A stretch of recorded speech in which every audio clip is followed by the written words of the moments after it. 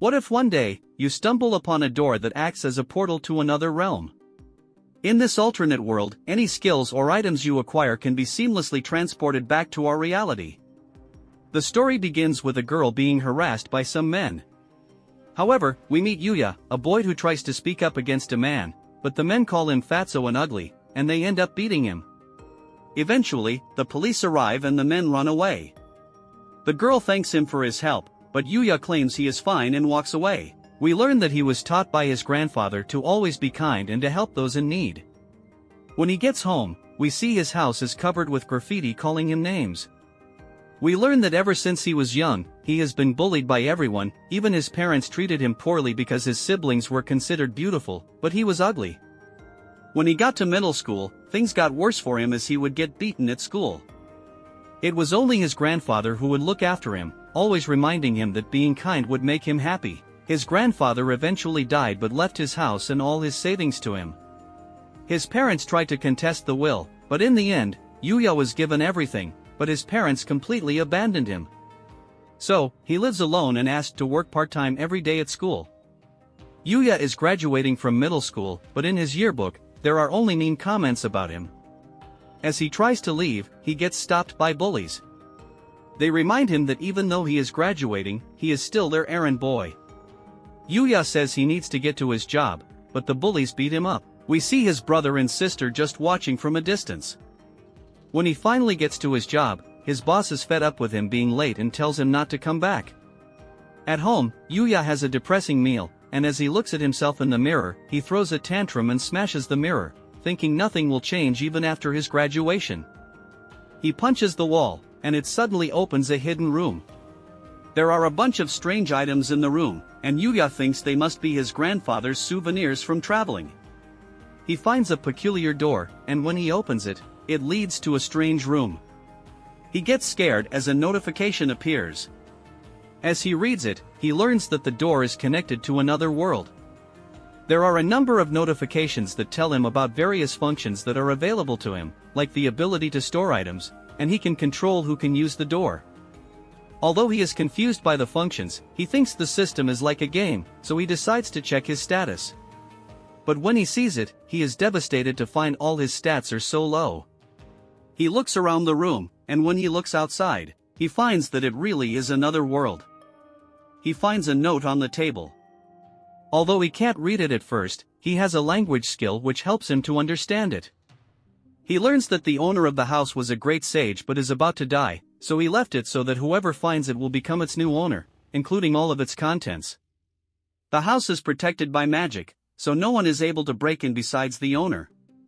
He finds a bunch of weapons inside, but as he examines them, he finds them to be exceptional items and extremely dangerous. He has a look outside and tries swinging his sword around. He falls over but manages to learn a basic sword skill, thinking it could be useful. Yuya trains with each of the weapons, finding that they are all god-tier items, and he gains several skills. Despite this, his stats still remain at level 1, and he wonders how to increase them. He puts the weapons away into his storage, but there is suddenly a monster that attacks. Yuya is terrified but realizes that his house is protected. The monster is a level 300 bloody ogre and smashes against the magical wall. It grabs a tree, trying to use it to break in, but it doesn't work. Yuya thinks he should try fighting back, so he throws his spear, which goes right through the monster and instantly kills it in one hit. The spear returns to him, and the monster disappears, dropping a number of items. Yuya suddenly reaches level 100, and he is shocked to see his stats after allocating all his points. Yuya decides to call it a day, and when he tries to leave, he gets a cash-out option, which converts the items from the monster into money. Yuya is confused seeing this but gladly accepts it. Later that night, Yuya goes through a change in his body as it completely transforms. When he wakes up, he finds his body is different, and his clothes no longer fit. He's not sure what is going on, and his mirror is still broken, so he decides to look for some clothes. There are magical clothes in the sage's house, which freely adjust in size and provide a range of magical bonuses. Yuya wonders about the identity of the sage, and he looks around his garden.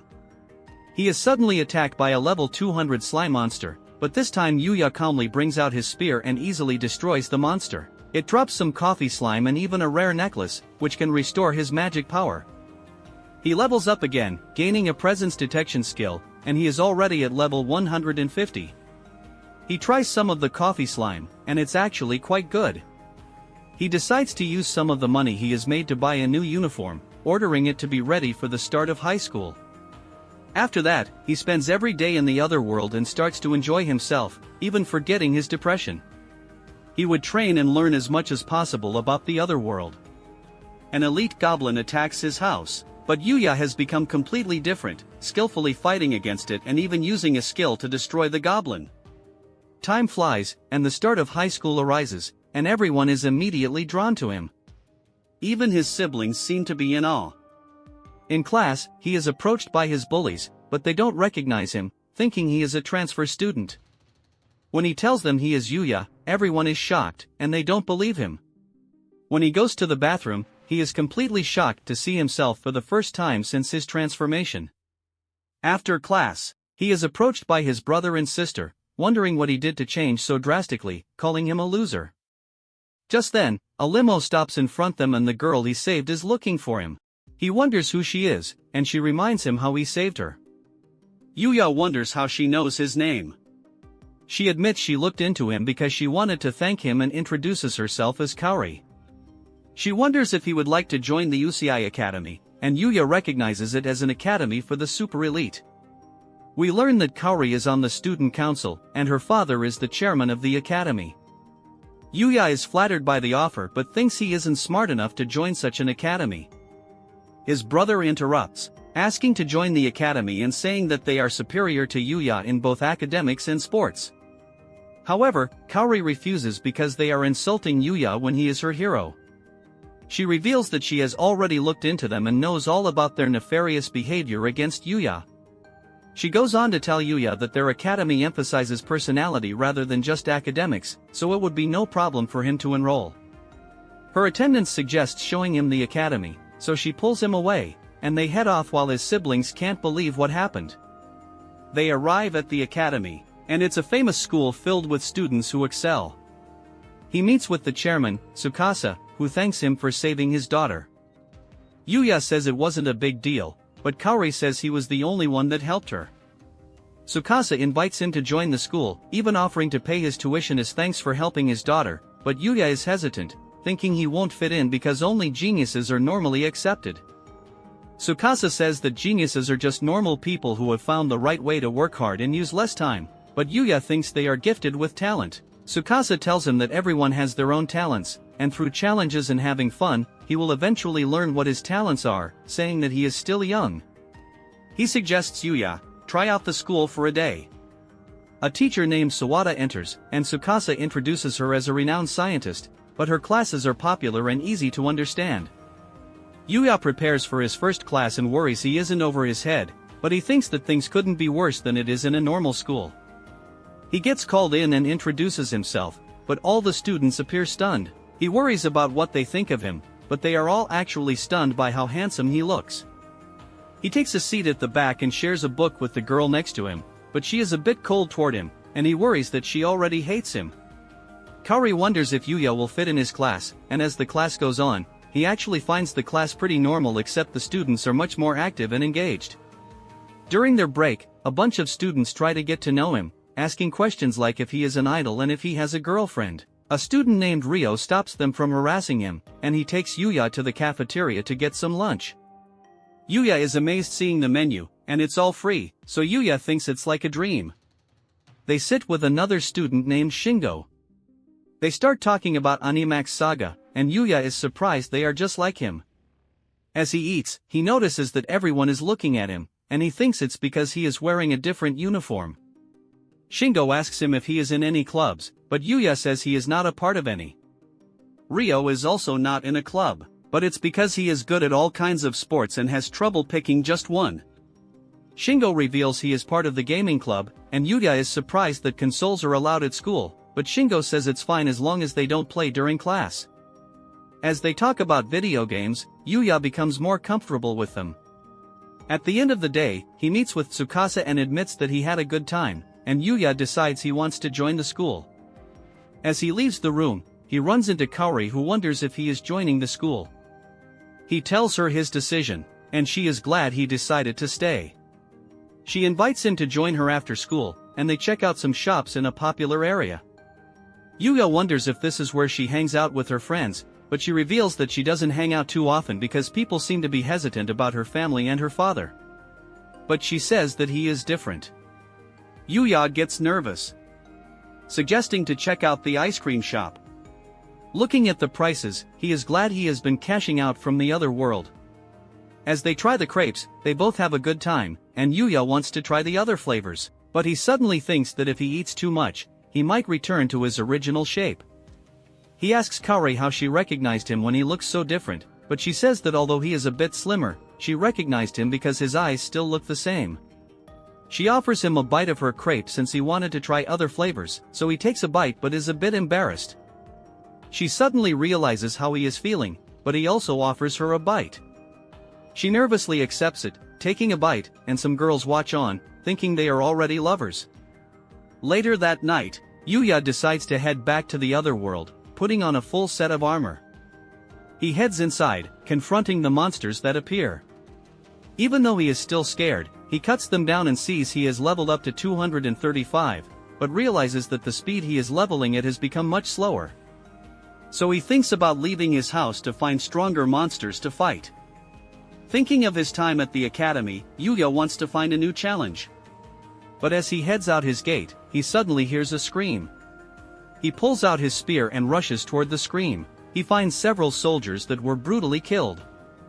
He notices a monster, and it's a level 200 goblin general. Yuya can tell it is dangerous, but he sees a girl behind it. He throws his spear at it, but the goblin deflects.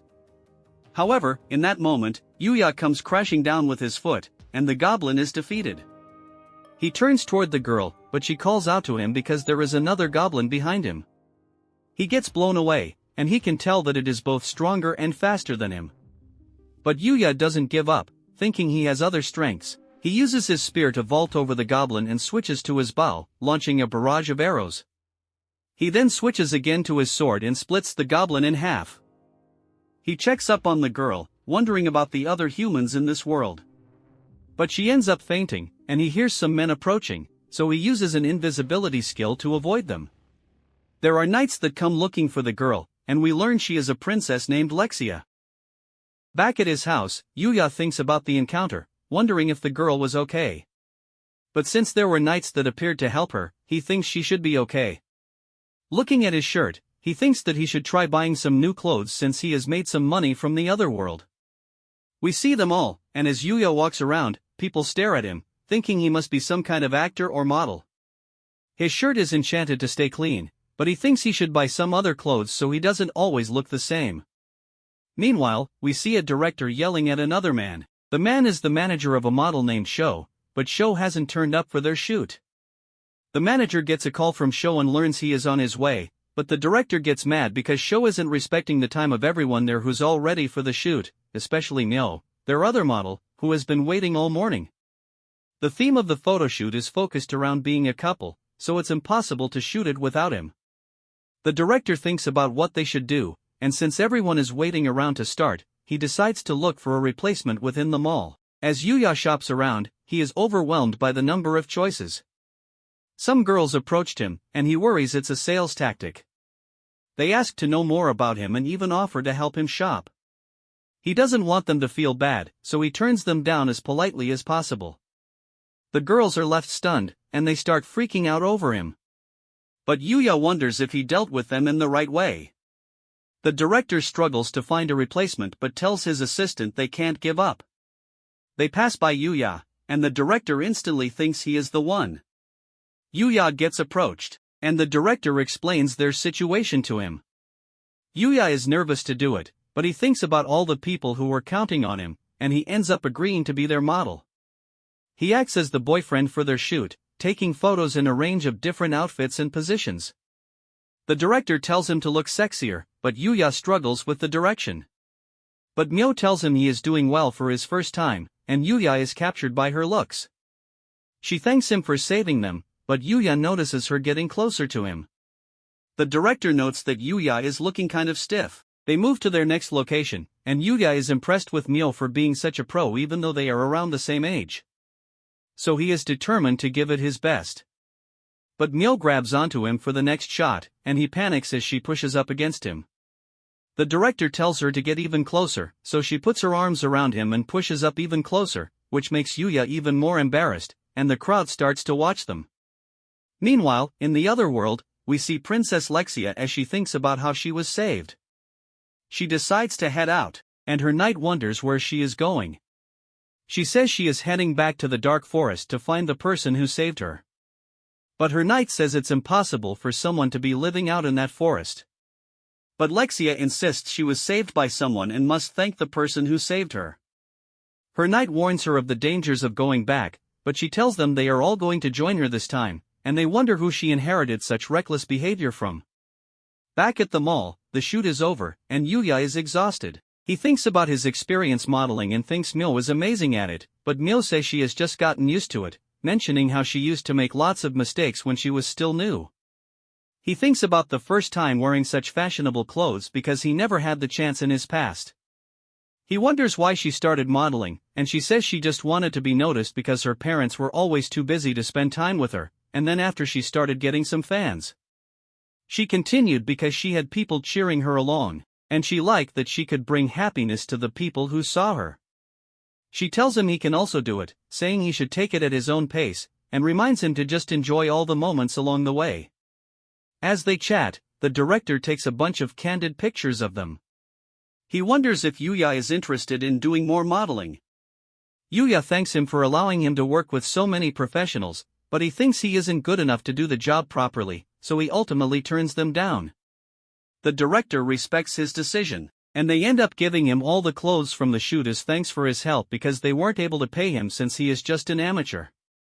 Yuya thinks having the experience was enough, but the director says it's only natural to be compensated for work, especially since he was the one who saved them, so Yuya accepts this.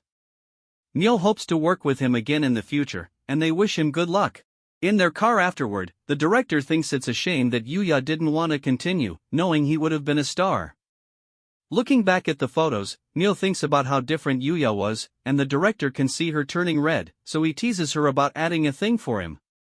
Yuya organizes his wardrobe, packing all of his new clothes, and we see that his photo has gotten around. The age agencies wonder who he could be, and we see a woman who was desperate to sign him, ordering her associate to find him before any other agencies get to him. Seeing how he was able to stand up next to Mio when he is just an amateur, she is determined not to let him get away. Meanwhile, in the other world, we see Lexia's knights fighting against some goblins. The knights are struggling, and there is suddenly a goblin that appears behind her, but the goblin is defeated as Yuya makes his appearance. They are shocked to see him, and Yuya effortlessly slays the goblins. Lexia is glad to see he is real and Yuya finishes off the goblins. He treats one of the knights and Lexia approaches him saying she came to the dark forest because she had something to tell him. Yuya wonders what she wants and she suddenly asks if he will marry her, causing them all to be shocked. Her knight wonders what she is thinking, reminding her of her position as a princess, saying they know nothing about Yuya. But Lexia insists it's love at first sight. The two start arguing, but Yuya interrupts, saying it's dangerous in the forest. So he invites them back to his house, which is a surprise for them to learn he actually lives in the forest. They are amazed to see his house, and the knight introduces himself as Owen, the captain of the Arzelian Knights. He introduces Lexia as the first princess of Arzelia, mentioning that she is second in line for the throne. She thanks him for saving them once again, and Yuya starts to worry about his behavior after learning she is a princess. But they tell him not to worry since it's not an official visit, and he is their savior. Yuya introduces himself, but they find his name strange and think he could be from another country. Lexia fantasizes about him being royalty from another country, but Owen worries about other possibilities. Owen reveals that they were there to look for him because the first time he saved Lexia, she didn't get the chance to thank him. She says she has been thinking about him ever since that day, saying that it's the first time she has ever felt that way, and she asks him to marry her once again. Yuya is overwhelmed and thinks the proposal is just too sudden, making the princess think that love can't be so simple.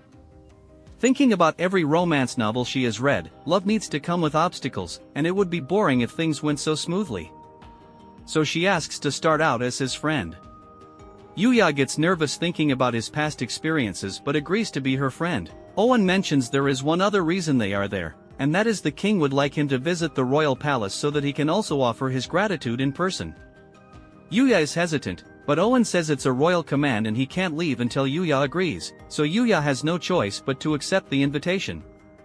Alan mentions that it will take about 5 days, including travel, but Yuya thinks it would interrupt starting at his new school, so he asks to delay the meeting. But Owen says that they are happy to wait for him whenever he decides to go. They take their leave, and Lexia tells him to prepare himself because she plans to win his heart the next time they meet. Somewhere in the royal capital, we see a man reporting about their failed attempt on Lexia's life. We see a masked man, and we learn that he had sent assassins after Lexia, but they ended up in the dark forest, and the assassins were taken out by monsters. But the masked man wonders how Lexia managed to return unarmed and warns his men not to fail him again. He takes off his mask, revealing a disfigured face, and we learn he is part of the royal family as he swears to get his revenge on Lexia.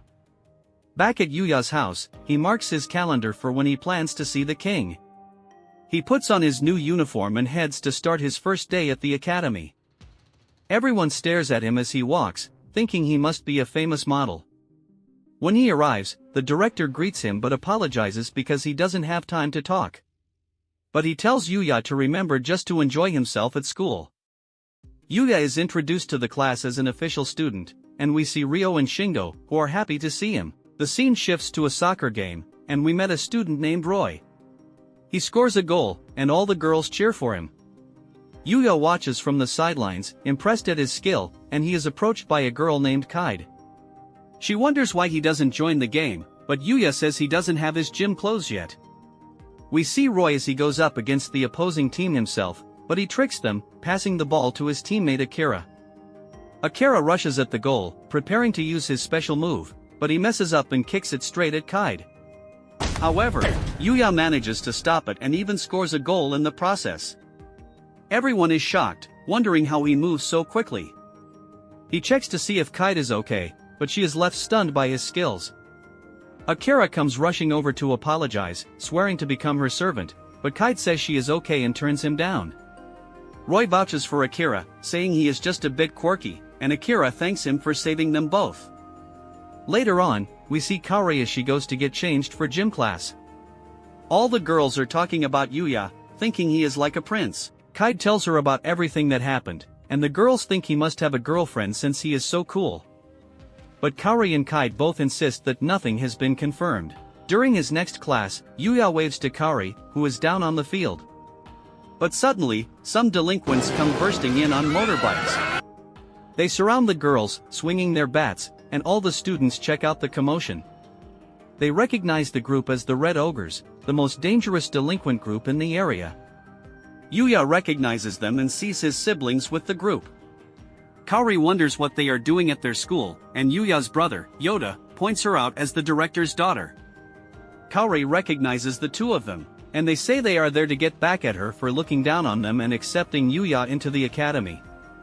Kaori warns them that the police are on the way, but Yuya's sister, Sora, thinks they have time before they show up, so they plan to abduct her as payback.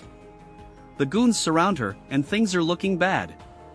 Yuya wants to save her but finds his legs shaking, even though he has fought far stronger opponents in the other world. He has emotional damage facing the bullies. His friends worry about him as he panics, but he manages to snap himself out of it. He opens the window and jumps out, shocking everyone since they are on the 4th floor, but Yuya lands unarmed and charges in, confronting his old bully Akari, who says it's time to teach him a lesson. He sends his boys at Yuya, but he easily dodges all their attacks and disarms them all in an instant. Akari tries to attack, but Yuya runs right past him, focusing on saving Kaori. However, he is stopped by an enormous guy named Umor. The guy charges at him, but Yuya doesn't even budge and throws him to the side. Yuya gets to Kaori to check if she is okay, but the boss of the gang charges at Yuya. Yuya manages to dodge, but the boss attacks with his bike. Yuya jumps out of the way, and the guy ends up losing control and crashing his bike. The boss is knocked out, and the police arrive. All the delinquents are arrested, and the students are told to get back to their classes. Yuya makes sure Kaori is okay, and she suddenly becomes weak, but Yuya catches her, and they share a moment. Meanwhile, Yoda thinks that the red ogres were useless, but he suddenly gets choked by the boss who blames him for their situation. Sora begs for him, but she just gets kicked away, and Yoda continues to be choked. But Yuya gets in the way, breaking them up, and Yoda thanks him. The boss charges at him, but Yuya just stares him down. The students wonder what happened, but everything settles down, and Yoda wonders why Yuya saved them. But Yuya says that even though they have been terrible to him, they are still his family, so he couldn't just abandon them. His brothers move to tears, and they beg for his forgiveness, apologizing for everything they have ever done. He is joined by his friends, and he apologizes for the trouble that occurred because of him. But they are all amazed by him, wondering how he could jump out the window.